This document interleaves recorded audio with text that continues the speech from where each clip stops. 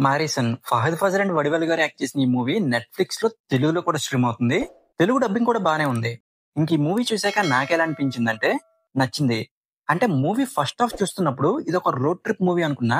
కానీ second half చూసాక hello all welcome to my channel nomadic cinema.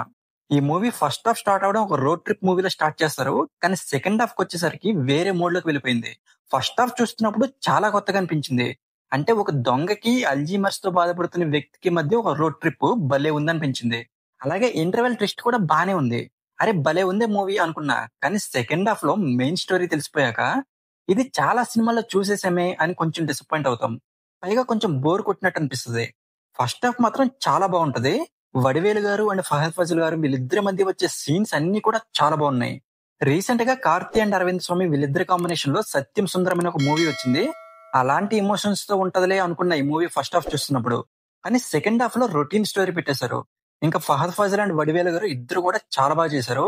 వీళ్ళిద్దరి మధ్య వచ్చే కొన్ని సీన్స్ అయితే ఎమోషనల్ గా కూడా కనెక్ట్ చేస్తాయి. ఇంకా డైరెక్టర్ సుధీర్ శంకర్ ఒక రొటీన్ స్టోరీని తీసుకున్న ఫస్ట్ హాఫ్ వరకు డిఫరెంట్ గా చెప్పారు. కానీ సెకండ్ హాఫ్ కొంచెం ప్రెడిక్టబుల్ చేసేశారు. అంటే స్టోరీ అలాంటిది. కాకపోతే సెకండ్ హాఫ్ లో స్క్రీన్ ప్లే ఇంకొంచెం బెటర్ గా రాసుకుంటే ఇంకా బాగుండేది. ఇంకా ఓవరాల్ గా మూవీ గురించి చెప్పాలంటే ఒక మంచి ఫస్ట్ హాఫ్ ఫాలోడ్ బై ఒక decent second half. Routine story అయినా మూవీ బానే ఉంది.